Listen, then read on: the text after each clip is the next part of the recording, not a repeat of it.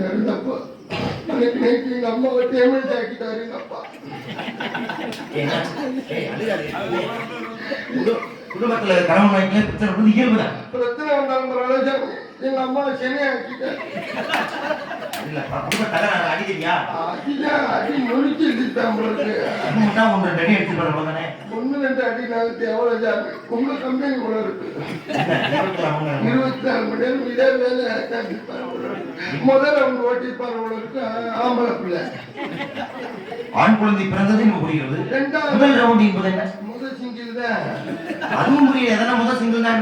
2வது ரவுண்ட் தொடர்ந்து 7 பிள்ளை ஆம்பளை பிள்ளை எங்க அம்மாவுக்கு வச்சா அதுக்கு பொம்பளை பிள்ளை மேல ஒரு நோக்கம்.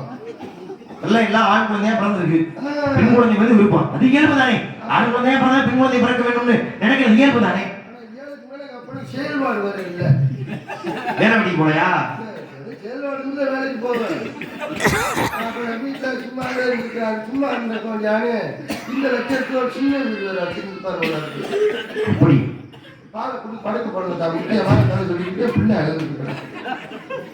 என்ன முக்கியமான சின்ன வீடு. சரி, ஆமா. சின்ன வீடை செட்டப் பண்ணா அந்த பொம்பளைக்கு என்னடான்னா எங்க 7 வயசுல எண்ணெயை மட்டும் ரொம்ப குளிக்காம அற்புதமா இருக்கியா? ஆமா சாமி. அந்த பொம்பளை என்ன ஆடுச்சு, தலைவலி வந்த மாதிரி நடிச்சு இந்த புளிப்பால் கொண்டு வந்து கொடுத்தாத்தான் தலைவலி தீரணும்னு என்னைய புளி வேட்டைக்கு அனுப்பிட்டாங்க. என்ன சின்னம்மா தலைவலியும் புளி. டேய், இது ஐயப்பன் கதையில இல்ல, ஏங்கத மாதிரி ஐயப்பன் கதை இருக்குமா? புலந்து எடுத்துருக்கேன் நானே. ரொம்ப உன்னிப்பா வேற கவனிச்சுட்டு இருக்கேன். என்ன அங்க வந்து வயிற்று வழியும் தவணைய மாத்திட்டேன். நல்ல கதையை சொல்லிவிட்டேன் சாமி. அப்ப பிளி வேட்டைக்கு போனோமா?